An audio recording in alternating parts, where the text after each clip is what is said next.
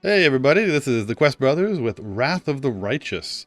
And today we're just going to quickly go over the pre-gens and which one you might want to pick and for which reason. Starting off, each one, you can see they have a balance build, which can help you pick. I would say Pathfinder is such a complicated game that this definitely does not include everything, because depending on the equipment or the skills or everything you pick, you can definitely end up shifting these things around. But it gives you kind of a good intuition of what will be good at what. The difficulty, it's not the difficulty of playing the characters, it's how difficult the game will be with that class and race combination. If you look at this, they have Rogue, which has a difficulty of 1, but from personal experience, rogues can be difficult to play correctly. So I don't know why they have a difficulty of 1. I would say to play, rogues are more difficult, whereas cavaliers are, if anything, easier to play, but they have a difficulty of 2. So I would say here, cavalier would be a good choice if you like being mounted when mounts are available, you like charging into combat, and you kind of like doing your build based around an animal companion. Specifically, generally an animal companion you can ride. A lot of times people say you should not pick this because in like, oh, we're going into dungeons and whatnot, and like you can't really bring a horse with you. However, in Wrath of the Righteous in particular, there tends to be a lot of open world campaign fighting. So cavaliers are actually, they kind of shine in this campaign. So this campaign, more than any others, cavaliers a lot of times can really show off what they're able to do. So don't shy away from them if you've in a pen and paper game if you've decided not to take cavalier, because you don't want to be going in the basement of a windmill and like you want to somehow squeeze your horse down there in case you get ambushed by a spider. In this, you'll be able to use your mount a lot more often. So cavaliers, better. Obviously, they focus on melee combat.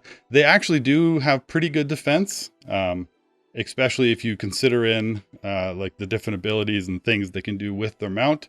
When they're unmounted, they definitely suffer. That's less of a problem in the majority of this game, but I'm assuming it definitely will come up. So just keep that in mind. The Cleric, this one's really interesting.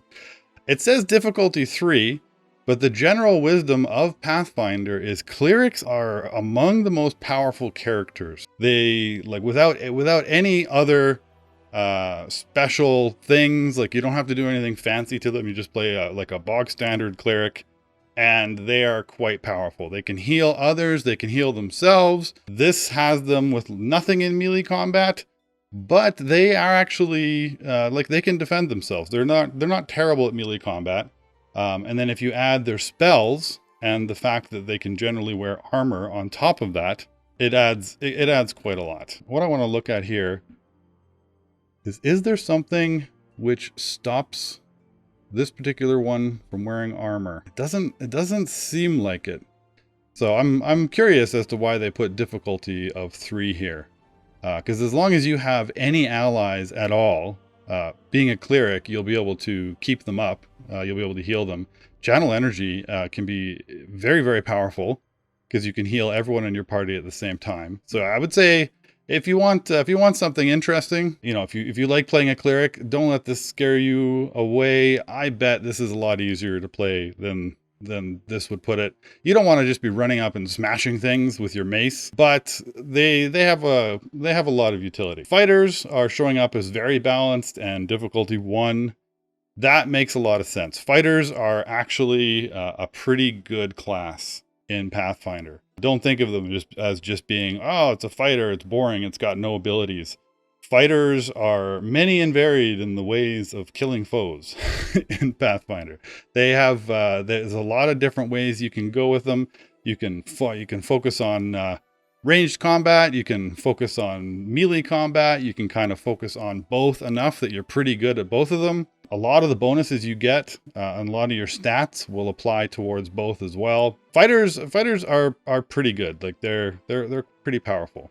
This, I kind of have to question the way they've put this out here. I mean, the balancing makes sense, but the difficulty, I would say, unless you are the type of person who always plays rogues, and you love sneaking around, and you love being careful, and you love positioning in combat and being careful of your position in combat all the time, I would maybe say stay away from rogue. Like, I think their difficulty should be higher, because unless you're really careful, you have allies and you constantly flank, and you do surprise attacks and all these things. Like, it takes a lot of thinking to play a rogue well. So for me, it's really interesting. I'd say I kind of disagree with the difficulty 3 versus difficulty 1 here, of the cleric versus the rogue.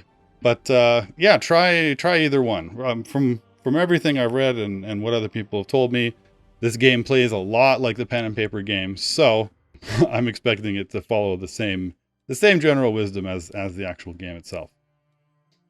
Slayers are a really neat class. They're probably on this list. My favorite would probably be either the Sorcerer or the Slayer. All of them are good, but the Slayers are really interesting. They have a lot of the things that a fighter has. They focus a little bit less on armor, but as you can see down here, they have sneak attack. So they can take advantage of positioning. They also tend to be quite good at ranged combat, and they have some different skills and abilities, which just make them quite effective at killing things.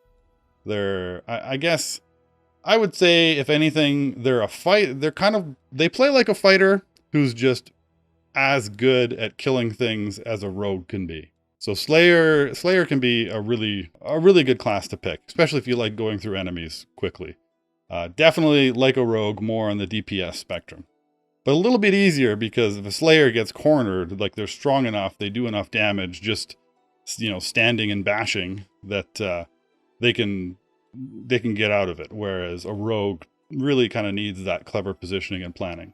And studied target, this as you gain levels, and even at the beginning, a +1 to damage and a +1 to hit, that stacks with magic weapons and anything else, and that goes up to, I think, like a maximum of +5 at higher levels. This, like, don't discount that. A +5 and a +5 really adds up, especially because you have multiple attacks later on. Finally, we have the Sorcerer. Sorcerer, it says 3 difficulty. This one I agree with. Sorcerers are great because, unlike a wizard, they are actually charisma focused. So they're spellcasters, but they focus on charisma, which means they are good at social interactions. You'll be able to role play and, get yourself into and out of situations much easier than you would be with a wizard. You can't generally learn new spells, except through leveling up. But of the few spells you do pick, and generally people have their favorites anyway, you can cast more of them. Other than that, they play kind of a lot like a wizard. So the reason why I agree with the difficulty 3 is, at the beginning, it's going to be hard to survive. They are not great. Wizards and sorcerers and a lot of different casters, they do not start out particularly strong. Around mid-levels, like between 7 to 11 or so, like, they really start picking up strength more and more and more.